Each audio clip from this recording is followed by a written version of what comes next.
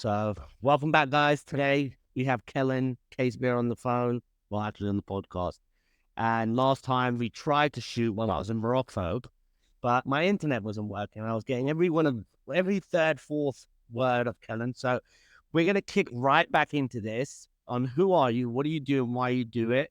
And you were just about to get into the story of your dad told you there's one job that you can make infinite amounts of money, and that's where I want to lead with. So over to you, bro. Shane, great to be back. Oh, that's good. So my name is Kellen K. Spear. I'm founder of the Deal Lab. We do done for you outbound sales experiments. So right, how to? I think the question is kind of like how to get into sales. Like, what's the story? And Yeah.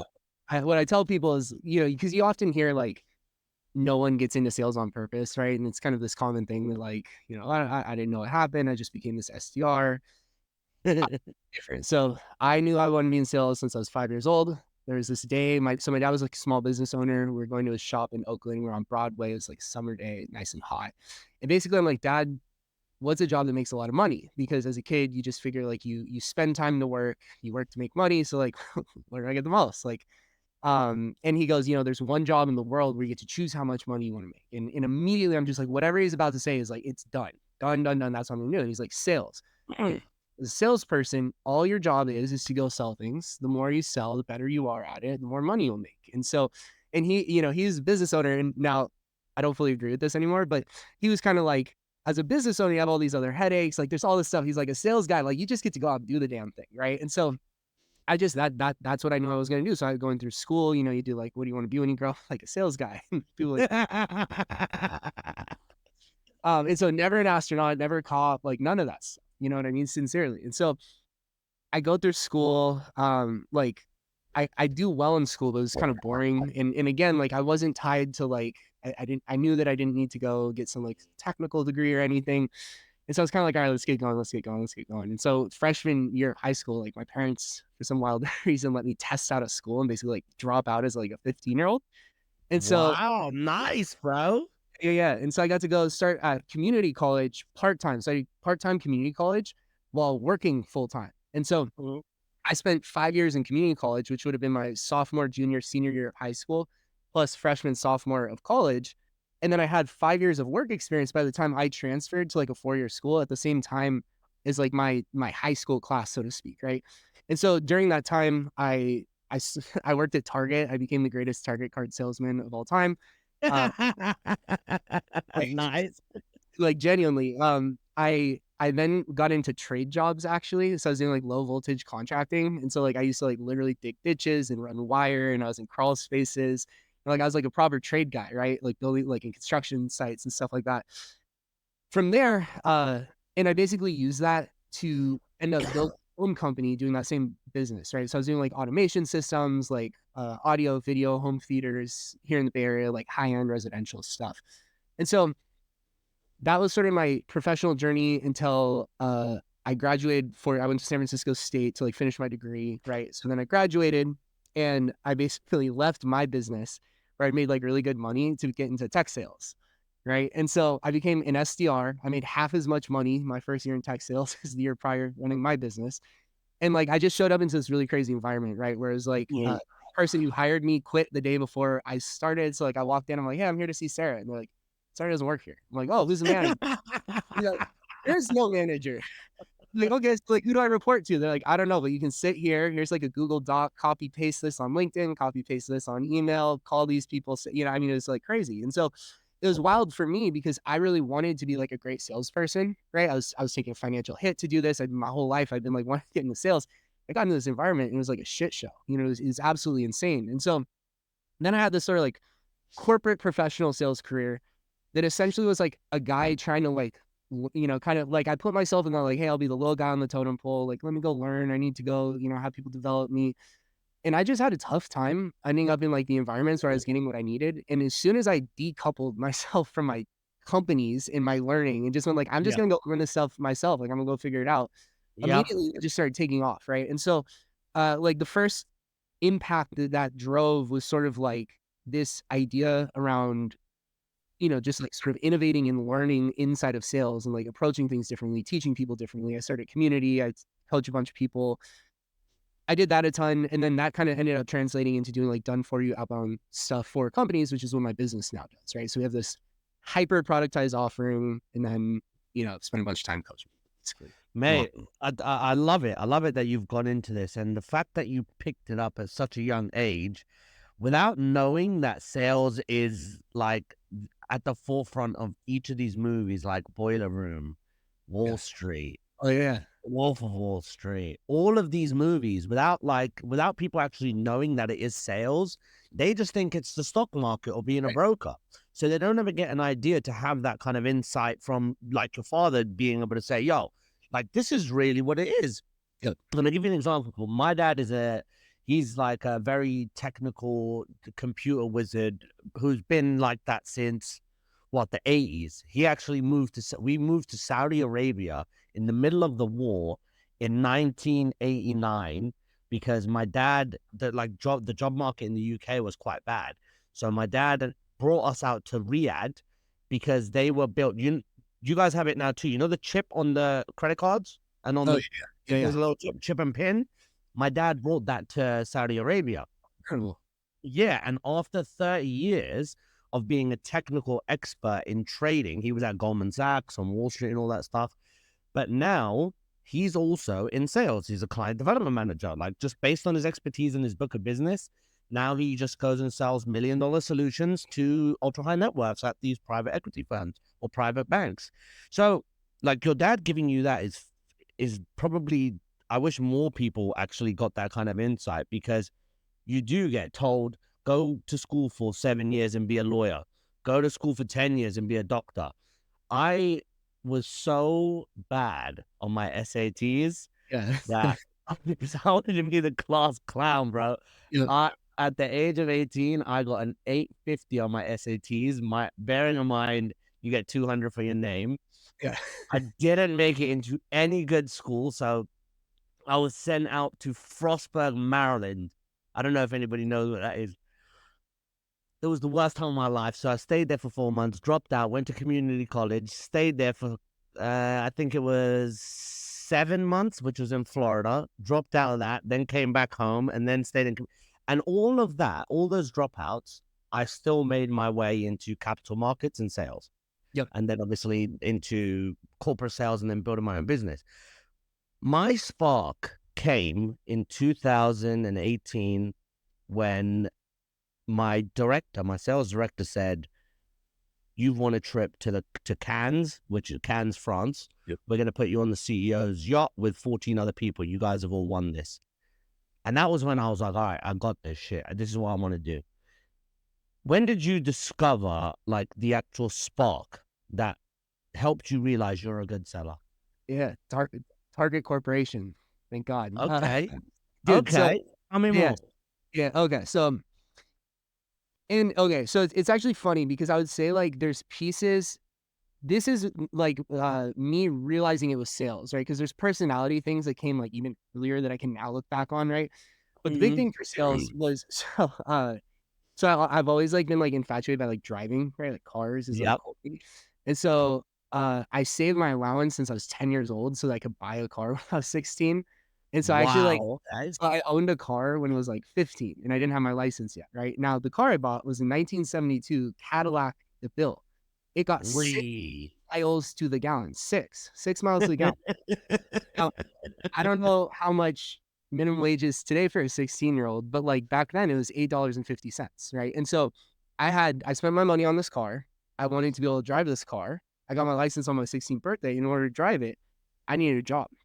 And so I wasn't in high school anymore. I was doing part-time community college. And so I got a job at Target and I first got hired seasonally, right? And so I asked my dad the morning before my first day of work, like, what do you think I should do to like get kept on? Like, how can I keep my job, right? Like, what advice do you have?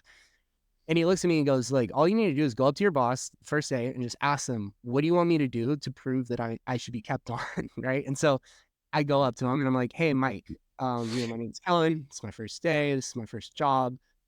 I want to drive my 1972 Cadillac. What do I need to do in order to get kept on here? You know what I mean? And so he goes, look, I'm a cashier, right? And he's like, as a cashier, we want people to sign up for Target cards, right? I'm like, oh, okay. And he's like, so yeah. And he goes, exactly. And he goes like, okay, exactly. Everyone thinks that because everyone hates credit cards. I'm like, yeah. I'm like, yeah, I'm 16. I don't have a credit card. I don't even know how they work. But he just goes, everyone hates credit cards because it impacts your credit and like it feels like this big thing and blah, blah, blah. They're scared of that. He's like, don't even think about that. And he goes, there's a Target debit card. He's like, no one wants to listen to this because they're so off put by credit cards that they don't know about this. I'm about to sell everyone listening, by the way, on this, just so you know. So the way he describes this is what he says is he goes, these Target debit cards, if you use one, you just save 5% on every transaction at Target. There's no fee. The way you set it up is you come in with a blank check, you feed it into the machine, it spits out a credit card, and it just links back to your checking account like your debit card. So there's like no fee. It's just basically like I would assume that like Target gets, data probably on you by doing Yeah, this of or course. something. But like literally the consumer just saves 5% on purchases. So if you shop at Target a lot, you just save 5% on everything if you have this debit card, which is free. And so he explains that to me and he goes like, we want people to try to get these to sign up. Like it's something that our store gets measured. Like if you can do that, that would be helpful. I'm like, okay, cool. It's like the first week, they come up to me like, dude, what the are you doing? Like you're like the best one. I'm like, oh really? And they're like, yeah, you're doing great. I'm like, what's the record for a week? And they tell me, whatever it was, the next week, beat the store record.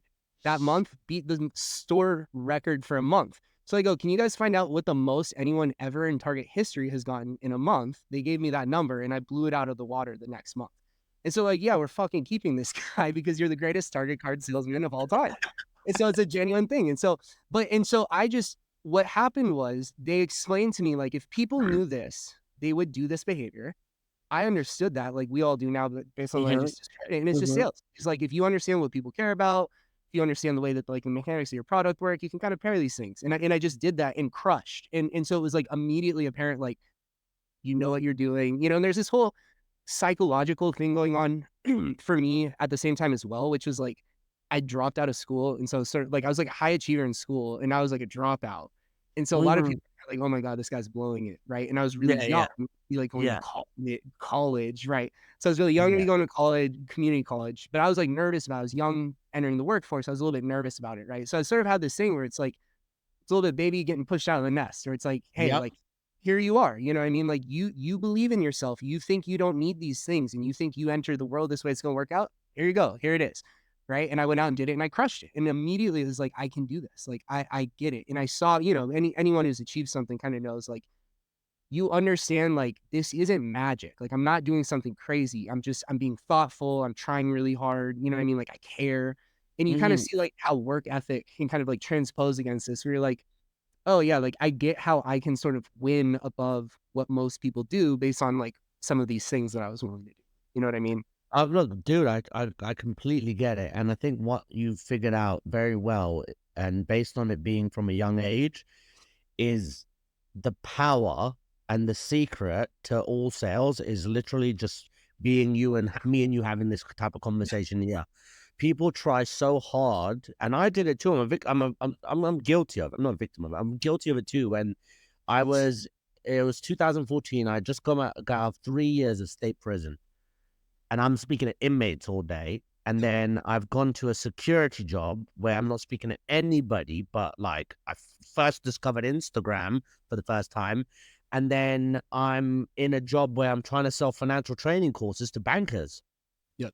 And the first call I had, it was like, I have to do this and make myself look good so people think I know what I'm doing or I sound good. Yep. Versus, like, listen to the other person on that phone or listen to the person you're speaking to, understand what the fuck it is that they're going through. And if you can genuinely offer them something, it doesn't have to be the silver bullet or the best thing since sliced bread. It just has to be something that is apparent to their life right then and there. Now, in that journey where you discovered your spark, you came up against some challenges, unless it was just a breeze. What was the first major challenge, other than the price of gas, that Yeah. you came up against in that time of being a top seller at Target to becoming a business owner? Yeah. Yeah. Yeah. So it's my first tech sales job. Is like so like I made 6 figures before I got into tech sales, and I took like a 50K base, like 60K OTE SDR job, right? And I Wow. walked in going like, I'm gonna do this so I can learn from the ground up. I was very willing, right? You think of kind of like what that would represent is like I didn't have this ego like on the hot. I'm like, no, cool, going day one, ground floor, like let's do it. Bring it on. Happy to do it. And I walked in and I did not find myself supported like I'd been sold. I did not Mm-hmm. find, it was just, it wasn't what it wasn't, it was like, hey, just, Cool. again, paste this, hit the phone. It's like, and so, one, that was tough in of itself. Then on that team, I did well, like people would say nice things, but like it wasn't as well as I would have hoped and would have wanted. And that was tough, you know what I mean? Because it was sort of like there was like, hey, I'm doing the effort that I know is requisite to make things work. I converting into the outcomes, right? Now, Mm-hmm. today I would understand a little bit differently about like market fits and like there's, conversations to be had where it's like, Target's financial product is actually just like a beautiful product where like, sometimes you're in a startup that isn't. But like I think that psychological thing of being like, I believe I am that guy, but the results on my paper right now do not say that. And I'm trying like hell to reconcile those two things and a little bit spinning wheels at times. Right. And so I think like, and again, it's never like, bottom of the team struggle. It's just more like not able to break always to the top. You know what I mean? Sometimes there's people beating you and you're like, damn it, like how do I Okay. get up? You know what I mean? I Of mean, course. it's like it scratches Of at you. And so course. Of course. and then like so eventually they hired a director at that company. And so again, all these things I just told you about, like always knew I wanted to be in sales, came from the blah, blah, blah, right? We hired this director and there was a time where like I was staying late trying to hit quota, like, working, trying to like work. I was literally the last person besides her in the office. And she literally said something. She like chuckled out loud. And she goes like, Kellen, whatever you do after sales, you're gonna be really good at.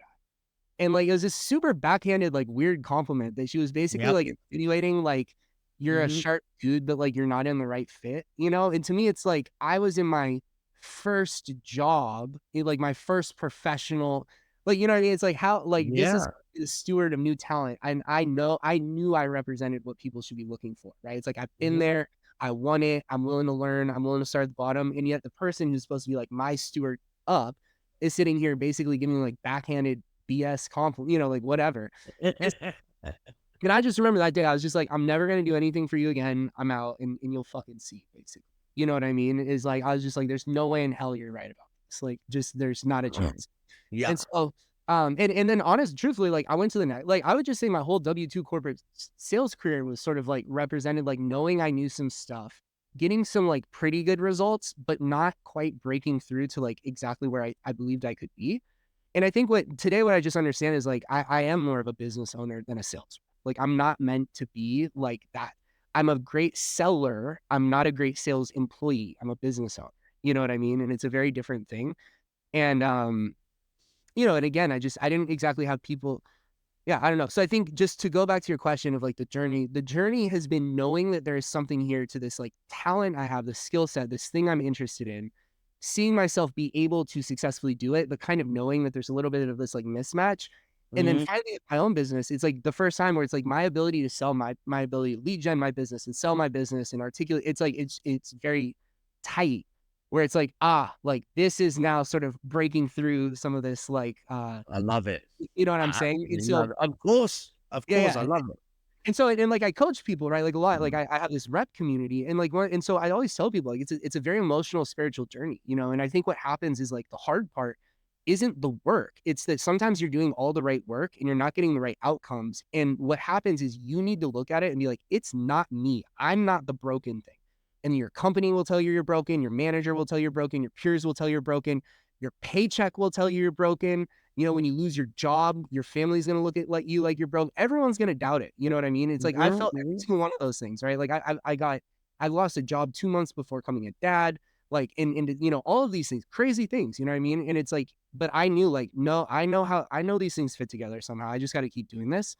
And I think that that's where like these really asymmetrical wins can come from that people miss out on. It's like, it's not magic. It's just like commitment. You know what I mean? It is, mate. It is, and I'll tell you, I went through my losses too, bro. Yeah. In that first company that I was at, I sold one course in 7 months, and there was people making commission all around me. But again, I was too new. I didn't know enough. Then Yeah. the second job, I smashed it through the roof. Then the third job, that was when I hit my plateau, because Yeah. that was the jump from like delegate sales and filling events with the delegates versus the sponsors.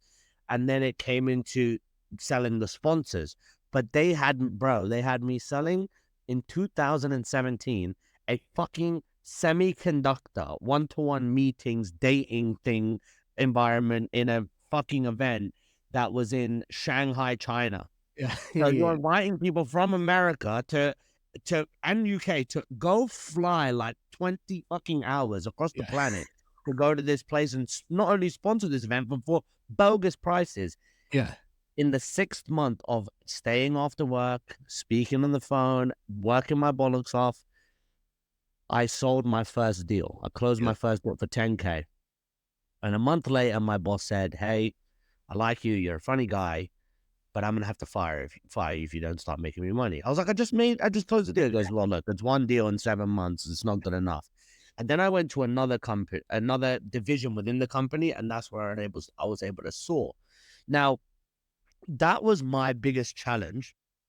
And my low point at that point was, I've got this salary. Apparently, I'm supposed to be this top seller. I'm not doing it, just like you said. I'm not fitting it. And then it came to a point where I built my business after, like, during well, right at the midst of the pandemic, built my business with my business partner and a big team. And the low point was realizing that I wasn't comfortable in doing that part of the business, which was prospecting, building pipeline.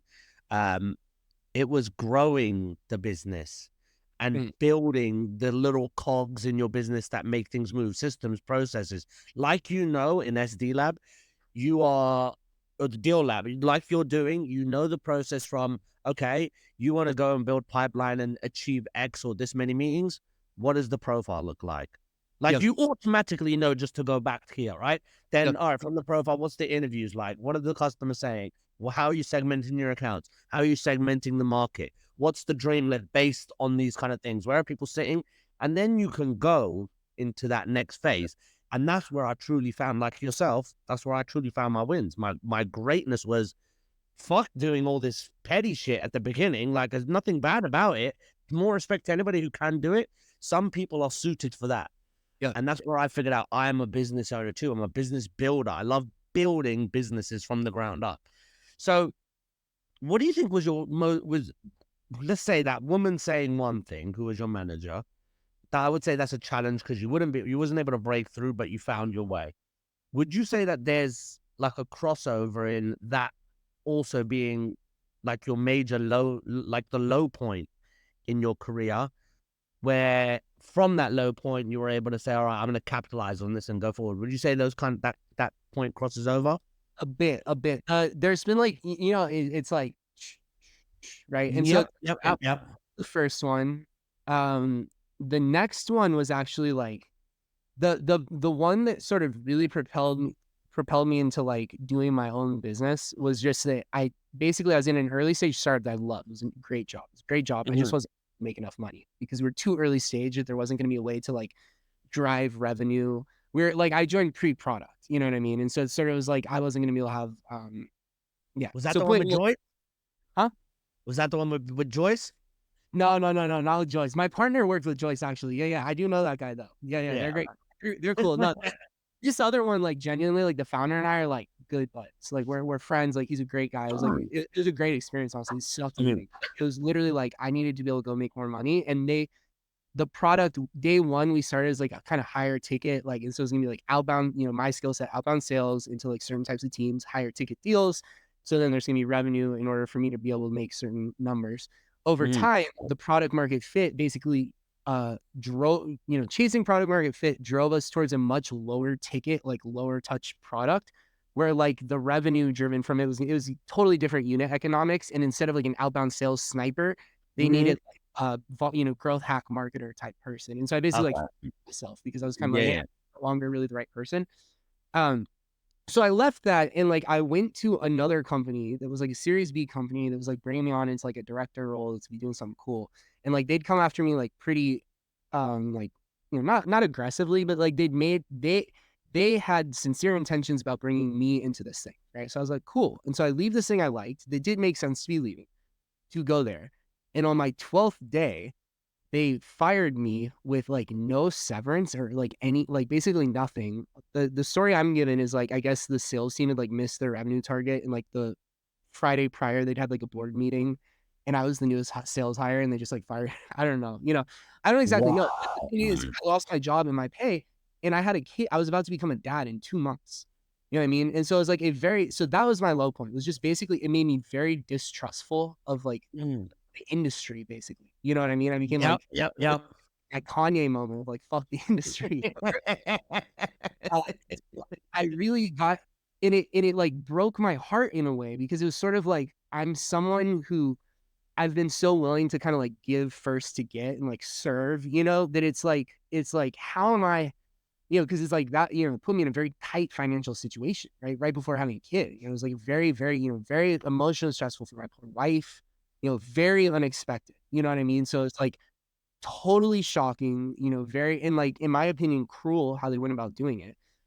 Because again, it was like zero, like immediately no more money will be coming. I mean, it's just like, what the hell? That's some crazy shit. Of And course, so, that's real crazy. yeah, I mean, and so it's like, right, they pulled me out of a company. 2 weeks later, they like fucked me. You know what I mean? And so it's just like, what are you guys doing? And so that made it just like, it really, it hurt me. Like it literally like emotionally really put me in a tough spot. I was literally going, like, I was like genuinely like, I don't know what I should be doing here, because I just felt like I'm trying to do the right things. I'm getting served by this. Like, how is this happening? And so I decided, basically, that's when I was like, I'm just gonna like do my own things, And so like I started, that's when I started kind of like dabbling in my own businesses, like sincerely being like, I'm going to be self-employed and like live off doing this. And I started accumulating a little debt, right? Like doing that. Mhm. And so I did that for about a year, until I then kind of like productized and built like what my company is, right? So there's like this Mm, year of like self-employment. There was of this and course. that, da, da, Yep, da. And then it's like, boom, here we go, off to the races, And so yep. I would say that moment especially, but then also that whole period was kind of my low moment, where it was like, I don't know what my place is in the whole mix of things, based off that experience. So when you go through hard times, you build up this thick skin, and I've had to do it many, many times before. And when I was in 2000, I think, I don't know if I mentioned it to you, but in 2007, I busted my knee and had my first ACL surgery. So I tore my ACL, had surgery, and what do they give you? Percocet. Yep. And after that, I was off to the races, right? That was really bad. Then that led me down for 3 rehabs, 7 jails, 1 prison sentence.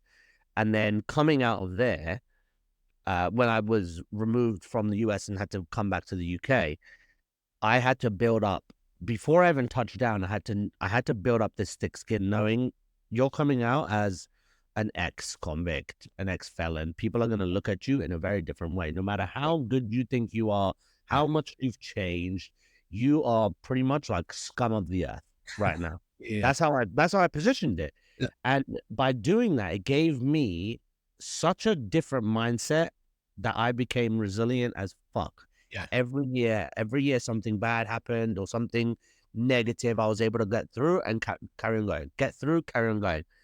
What do you do? What's your mechanism? What's your go-to when times get tough and you have to be resilient? Yeah. And so mine is like, it's super funny, right? Because it's like, well, okay, so there's two things. One is like, I'm kind of a sicko with this, right? Like I just swear, like I like, I was a skateboarder, I do martial arts, right? Like, I can take a hit. And so I can take a Yeah. hit either which way, right? And so it's sort of like, there's a piece of me, it's like there's some warrior in there. I feel alive when Yep. I actually joke that like I feel it, you'll actually probably appreciate this. I think that this is something that business owners will get no one else will, is like, I definitely feel most excited when I'm taking these big hits. And it's not the wins. Wins prove what I know. It's like the losses that challenge you. You know what I'm saying? And so Yep. what happens is, it's just like event. So it's just, I know that, right? It's like it's a universal concept, right? It's like hypertrophy. It's like you stress things and you recover and you become better, right? Hmm. And so, I also consider it like a faith thing, right? Like if you have faith both in the religious Yep. sense, one little f sense, like, Yep. if you believe, like if you truly inside of you believe things will work out, in your, whichever way it is for you, um, it doesn't matter, And so you can kind of like, it's like, hey, like this is happening to me, but like again, if you believe in, for me, it's just I believe in myself, you know. So it's like I know I can make something work, and I also know that like if you study, you know, big winners, right? People have achieved big things. It's like Mm, consistently they'll just tell you like, you know, it's going to be an emotional journey. You know, you're going to like have these moments. And so I hear that loud and clear. And so for me, I just ring back in my head like, you, if you can put up with this, think of all the other people that just dropped off. Think of every other mhm. person that just now quit and said, no, I'm not going to do it. And then you get back up and you do it again, right? And now you're in this, you know, 1/10 of a percentile, and then it happens again, you know. So I Yep. think that's a big piece of it. And then the other side is just I hate losing. Like in a way, so like I said, I don't actually like I don't really have the ego to need to win all the time per se, but Mm. when there's someone that I'm like ethically disagreed with, or like an enemy, so to speak, Yep, yep, uh, yep. Somebody put you down, right? yeah, it's like I can't let I'm more driven not to let them win. And so it's like for me, it's like, oh, I'm feeling this tough thing. Like, you know who would love to fucking hear that is like everyone who hates me. Everyone Yeah. loves to hear that I'm sitting here sulking and miserable. And so what I've done is it's like I for see. me, it's like I get in those moments and it's like, guess what? I'm ripping a 4 a.m. work session. Like, boom, you just got hit, you know, as an example, literally yesterday morning, woke up, boom, random client turn that did not expect. Like very, and it's like, it's like you know, random innovations. What I need is to like start cranking. I end up getting a deal out of the day. By the end of the deal, we'd replace the client out of nothing. Because it's like that's and again, that happens because the more That's the times game, you bro. and you get hit, and the more you realize that like when you're the person who's like, oh, it's sick, I just got hit. So if I get through this, like something cool is about to happen. I don't know, you know, you become again, you become a Wow. sicko because you become excited by the next thing that you're getting out there getting hit by. You know what though? It's very inspiring to see that you are already thinking this way. So I'm 37. I built like I was having when my daughter was coming into the world. It was 2021.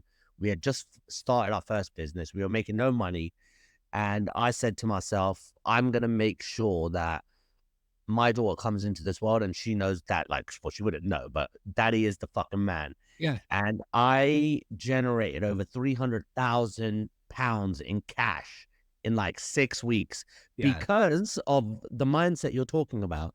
And where you think it's how we describe it, like that sicko mindset. My dad even goes, yeah, people like you are usually weird, like as in me, like entrepreneurs, they're fucking sickos. And it is because you have that warrior mindset. People will doubt this statement in a lot of ways, but I bet you deep down inside, you already know too, you are somewhat invincible, or Yeah, you right. believe you're invincible, 100%. 100%. right? Yeah, Because 100%. you can get through these things. The faith, you trust, and I love how you put this, but in the faith, like I believe in one power. One thing that I was able to resort to when I was locked up was I didn't understand like Indian religion. I didn't understand any other ones. I knew that I could go to church and get a bit of wine, and Yeah. I knew what Yeah. Jesus was, right? So Yeah, yeah, that yeah, was my yeah, that was my faith, and it got me through, bro. yeah, And then it continuously got me through worse times. And just like you said, every time, like with Tupac's quote, through every dark night, there's a brighter day, right? And you go through those hard times, and you're like, yeah, you know what, this is hard, but there's probably something coming right around the corner. And yeah, then that leads you into that creative mindset where no matter what people say against you, like, yeah, he'll probably fuck up, or yeah, he'll be back again, or yeah, he talks and says he's gonna do it, but then you do it and you keep on doing it and keep on, then you become the asshole that you're arrogant, right? yeah, right, Nobody right. wants to be around you. And I know you've got that. So it makes it makes a huge difference. Now, all of these things together, they separate you from the normal sheep pack Yeah, because you are as I don't do this. I don't say this for no reason other than the truth. You are that wolf now. yeah, thank You you. are that person who has that mindset, that power that you can achieve things that people only wish they could do, and they doubt it because they can't. And then you have to build your own little circle of people that believe the same thing you do, right? Which comes down to community, which is something I'm focusing on. What's your opinion on the importance of community in 2024 when you're building product or service or even a company? Yeah, I would, it's funny, right? Because it's like I have like two sides of this. One is I'd say it's like impossible not to have. Like I would just say it's like requisite. And it's funny because I'm like, I consider myself right now not that great at it. But I'll explain this because I'd say during the period, the last 6 months of me building my business have Mm-hmm. been the worst I've been at participating in the community that I am a part of. But I Mm-hmm. could not be doing this if I haven't been doing what I'd been doing for the last years. You know what I mean? So Yep. it's one of the smartest things I ever did was those whole times when the jobs weren't all playing out exactly how I wanted, wins and losses, all of it. It's like the people around you, I the way I look at it is I actually say a great salesperson is like the rarity, not the companies, right? And it's Mm-hmm. company opportunities are easy when you have great people around, right? When you have the right Yep. people. So just Yep. to me, it's just I mean, when we started our business, like our model basically day one was like taking 5 friends who graciously gifted us pieces of their business model and like congealing them together. You know what I mean? It's like Wow. Yeah. it, Yeah. Yeah. Olet being like, hey, like here, let me help you guys with this. Like, let me help you guys with some domains. Let me, so there's like, Eric Noslowski, like kind of indirectly and directly, like there's a bunch of these people who have been very, very gracious with what they've given. And I mean, it's literally life changing. I mean, it's unreal. You know what I mean? It's like, we were just two kids basically. And like, so I would just say and even like me, it's super funny because like I have communities where what I understand is like communities where you can get the most asymmetrical, like expedited knowledge, but you need to be good about how you engage in that. You know what I mean? Because I know sometimes you have these communities where like you have the top heavy people wanting to distill information and like the bottom isn't actually very good at like sponging it or extracting or Mm-hmm. engaging. And so I think like community is super key. I see it, it's like a training dojo, right? So it's like if you, we It is. do martial arts. And so it's like in my gym, it's good that there's some people that beat the snot out of me and that I have no chance against because that's a good experience. It's good that there's Mm. people out my level that I compete with. That's a good experience. It's good that there's people that have no chance against me and I get to be that guy against, right? It's a good experience for all of us. And so Yep. I think like having the right sort of people around you where it's like you have people that are somewhat of mentors, you have people that are somewhat of peers, competitors, whatever layer you want to call Mm-hmm. that. And then you have Mm-hmm. kind of mentoring. I think having that ecosystem around you, not only just to me, that's like actually just requisite of like a good life. Like I would actually say that is more important than the business thing, like 100%. And that it becomes really easy when you do this. I saw over like you've seen me in some of the communities and groups we've been in.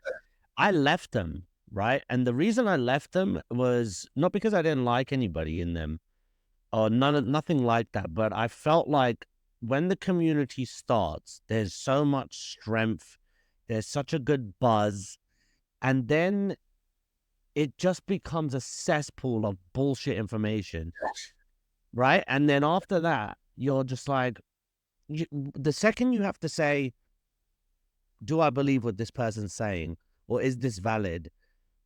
That's when the community I feel like has a problem. So how do you not control, but keep a community vibrant, Yeah. thriving, educational, impactful? How do you keep that kind of buzz going? Yeah. I think it's a great question. I would say it's probably like dependent on the mission, right? So like there's this model EOS. I'm not sure if you're familiar. I It's like, love EOS, bro. I'm John Whitman is that dude, bro. that's hilarious. So I honestly, EOS comes to mind, right? Because to me, it's like cool. Yeah. Like, what's the core values? Like, what do we care about? What are we trying to do here together? What is like the goals that we're trying to do with that? And then I'd say that that's kind of like this layer underneath that. And um, so I think one is just clarity on like the purpose, right? Like, I think that's a good one. Is like, like what I see a lot of is like I want to get a lot of people like us, quote unquote, whoever us is Mm. together. And it's like, Yeah, okay. yeah, And so then you just get this thing, and it's like another thing of a lot of the same people, but now it's like fractured. You know what I'm saying? And so it's sort of yeah. like, hey, if you take, as you know, it's like some of these groups are sort of like there's this one, and then there's this one that's like this one, except without these two Mm. people, and then there's Yep, this. yep, yep, yep, yep, yep. It's really diluted. And so I think that like it's worth just like a product, right? It is a product basically. So if you think of like how do you build a great, Mhm.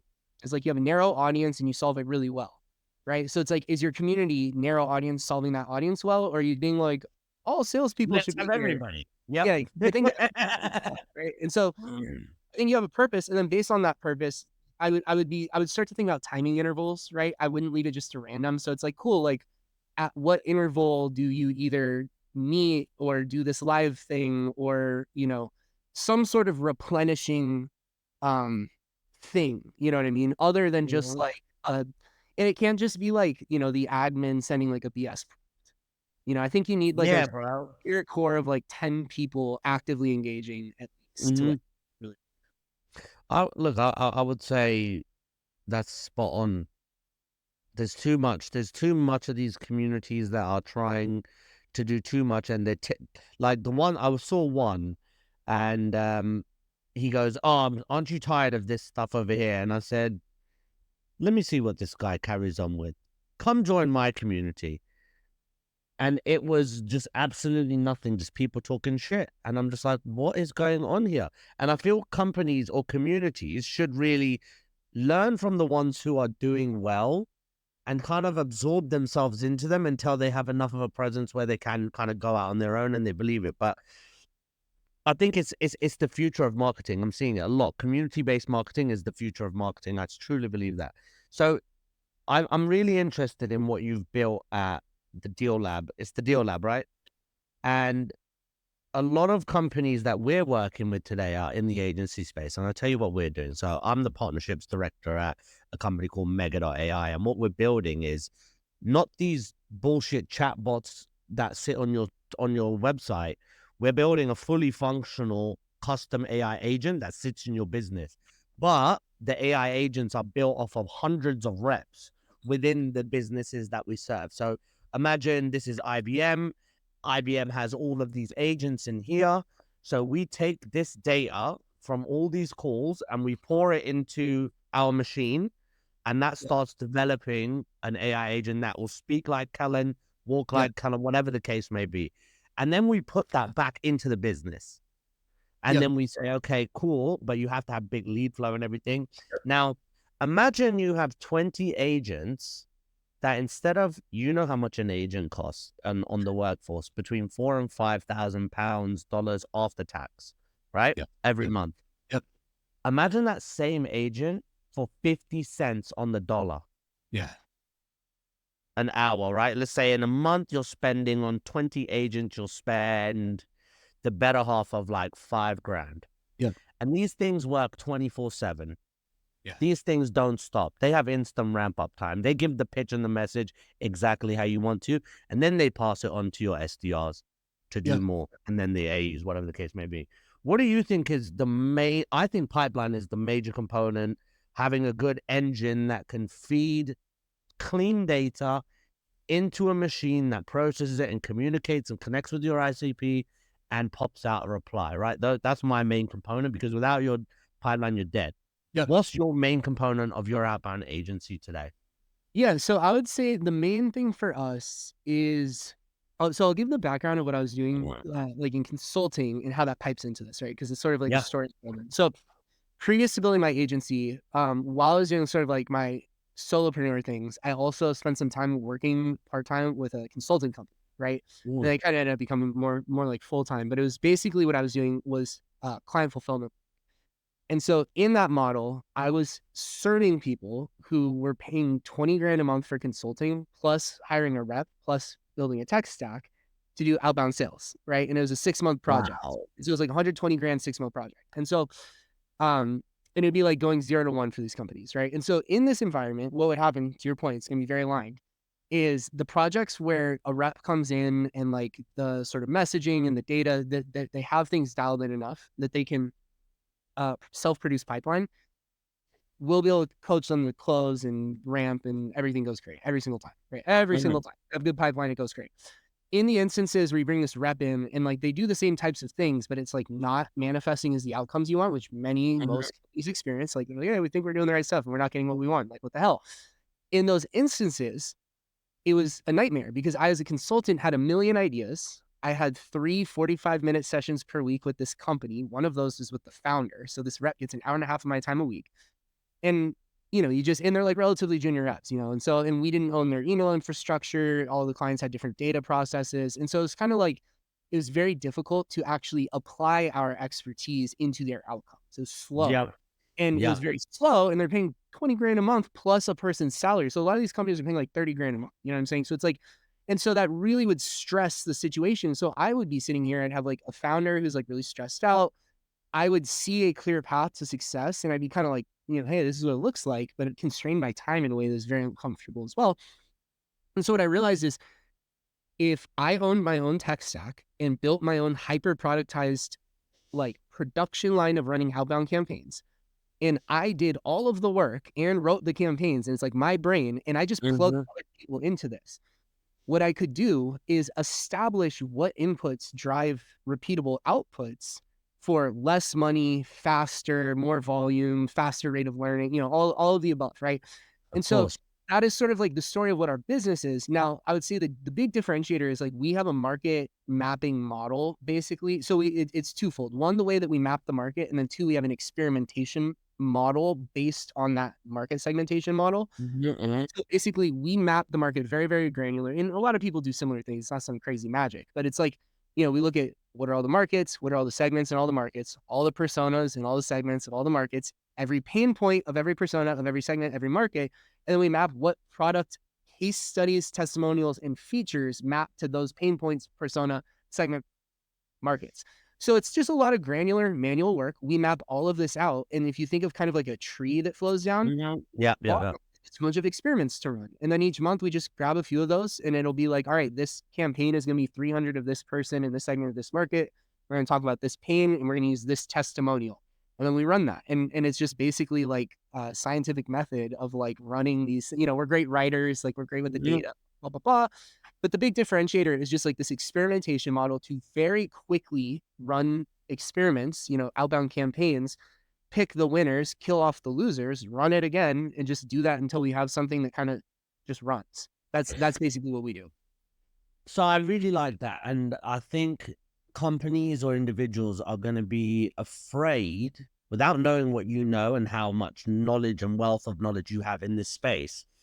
Companies or individuals, I was afraid to say, hey, we're actually going to test this for a few months because they think, oh, well, if I'm going to spunk this much money on you guys, whatever it is, usually it's about 8 to 10,000 pounds a month.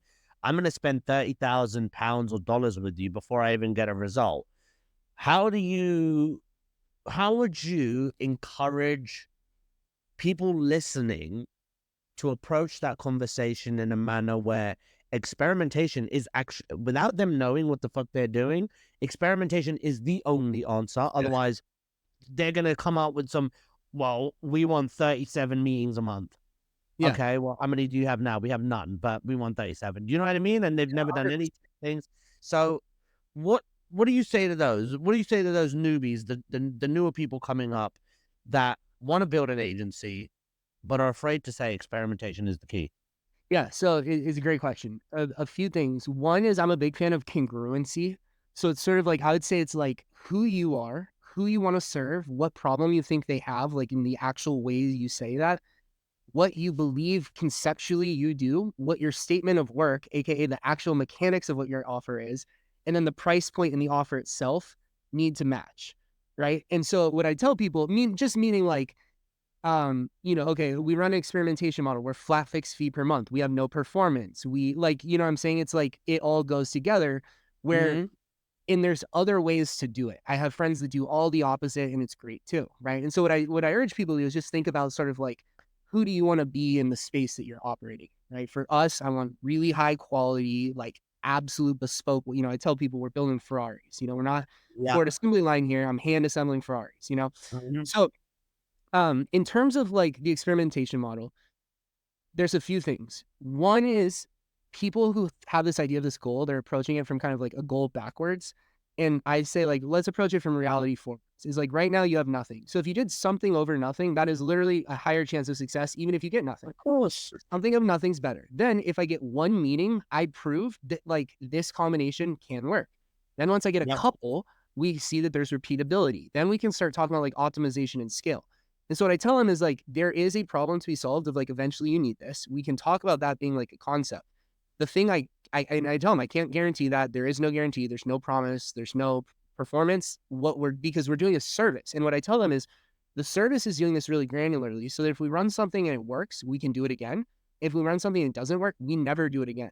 if you go hire, and I'll ask them, of what you've done previously, what can you show me of these combinations that we just mapped out that you've done, so I just don't have to do it? Because if you've already done some of these and you're saying that like it's, and the thing is they don't know. And so the problem isn't just about winning. It's about losing and not losing the same way over and over. And if you think of the companies that go, they're like, we hired an agency, after 3 months, we didn't have ROI, so we fired them. And then we hired a rep. And then after 6 months, because it was a person, so we were softer about it, we finally fired them after no results. Now we think outbound doesn't work. Now we hire another agency, but because we don't believe in them, we half-ass our engagement, it doesn't work. And now we quit outbound, right? And so to me, it's like I always qualify my deals. One of the first things I say is, I am not saying you should do outbound sales. It is hard. It is a very hard pipeline. It is not easy. I'm Mhm. here if you know you want to do it and you're going to spend money doing it. There's ways that we can de-risk that and we can gain deeper clarity from that spend, regardless of the outcomes. Right. I also happen to be really good at it. So I do think you're going to get better results with me, but I can't guarantee it. And I'm not even going to compete on that because Oh, it's not the place. Right now, the last thing I'll say before I give some space is Alex Hormozy has a great story about this where he I talks love it. about Yeah. outbound sales in his team. And he says, he's like, we invested in doing outbound, and after 3 months, we'd closed no deals, and my team told me to pull the plug, and I said, no, I want to run it again. So he goes, after 6 months, we'd closed like a couple of deals, totally losing money. My team said, pull the plug. I said, no, I want to keep doing it. After 9 months, closed a few more deals, not ROI positive at all, still losing money. The team is like, dude, what are you doing? He goes, 10 months, same thing. He goes, the 11th month, we made enough profit to take all 11 months together in ROI positive, the whole thing, just from the sales of 1 month, month number 11. If they'd quit in any of those first months losing money, month 11, which paid for the whole thing plus some, wouldn't have happened. And so, again, it's why it's important. Do you have to do outbound sales, right? If you have to do it, you need to understand that, like, is it going to be better to take, 20 bets for 1 month or to just go look? Like, and again, it's a scary thing. I get it. But really, you get this, is the right thing to do is find someone you trust and fucking ride it to the grave or not. It's like, you got to find the Right. ship, go down with it, and maybe you got to split that a few different ways. But I think it's like, because I know I can do everything right and it can still not work. You know what I mean? And I lose the deal when that happens, but I'll ride that out with someone. And I think the best clients have that mentality of like, I'm investing in doing this the right way, giving it an honest effort so I can either figure out it works, figure out what it might take to work, or establish like, this is not going to work and here's why. But if you half out, we had someone cancel the other day after 2.5 weeks of sets. So they paid us $5,000 to set things up. They paid us Yeah. $5,000 for a little campaign. And after 2 weeks, they canceled. And so they paid us 10 grand. They got like nothing. There is no insights to be, they got a couple of meetings. We got a couple of F-offs, but like, there's no insight, total waste of money, and it's like, that's the wrong way to do it. Companies like that fail. And then, in no offense to them, like, I'm not even, I feel for them. They're in a tough spot. It's none of the people who canceled. It's like, it's not their fault. It's software companies. It's a whole crazy sitch. But just the point is, it's like, you can tell that like winning companies conceptually will align with what we're talking about. And the ones that Mhm. don't fight over this too much, like, have fun. If you want to go appease those people, go see how those engagements go, because they're going to be 10 times as hard. You're going to get worse results. They're going to hate you. They're going to talk, they're going to, it's all the bad stuff. Mate, you're absolutely right. Again, we had a company like that too. I had a team. I had a guy out in Australia. It was actually my younger cousin, and we set him on the phones, and he landed a meeting with a company. I'll say that name. The name's Axiom Holographics. They were supposed to make the next kind of T-Rexes that pop out of things. Yeah. They spent £70,000 with us, or was supposed to spend 12 with us, and then pulled the plug on us because we were using Connect and Sell, and they didn't believe we were able to process that much data. So they Yeah. said you were lying, Yeah. right? Yeah. And again, that's another company that didn't give us a chance. Yeah. And then another one we got up to, I think it was £217,000 in just under 15 months with them. In the first 7 months, they didn't have much results, but the seventh month, they closed 100,000 euros in revenue, right? On 30 grand contracts. Yep. So 3 of them. Yep. And then I messaged her. I was like, yo, so the shit works. You see, shit is working. And she had the nerve to say, yeah, but you're still my biggest spend. Yeah. And I'm thinking, well, you want the most fucking attention right now. That's Yeah. why. Yeah. And then where we went wrong was we got those results, and she goes, I want to 3x the campaign now. So I said, all right, it's 3 times more expensive. You add 2 more people. They didn't even give us a chance to hire those 2 people. And in 7 weeks of paying for the 3 times more expensive package, they fired us because they said we don't have the new meetings or the uplift. And I'm like, Yeah. bro, you need to give time to hire the person first. You don't just go from 6 to 18 like and just randomly. So I get what you're saying. So 2 things before we wrap this up. Yeah. I do got to run in a minute, just so you know. I know, so that's why we're at the top of the Yeah. hour. What are people looking what in 10 years? What are people gonna see from you? That's such a cool question. What I'd say is this is like if what I'm doing 10 years from now resembles something that I could imagine 10 years from now, I think I blew it. That's how I feel. All right, so I'm gonna push it a bit further. It's 7:59 for me. What state are you in? California. California. So I think you're what, 8 hours behind? It's Yeah. 11:59. Moon. Yeah. All right. So 11:59. What are you doing in 10 years? You have to give me a distinct moment. You're in the room right now. Tell me exactly what you're doing. You with your wife, your daughter. Yeah. So 10 years from now, I have 5 kids. Me and my wife are at our house, Santa Barbara, on the beach. It's sunny.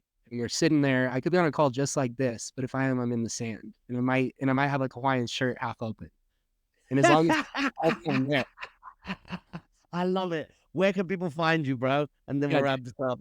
Yeah, I think LinkedIn's the best spot, Kellen Casebeer, and then just like ask around.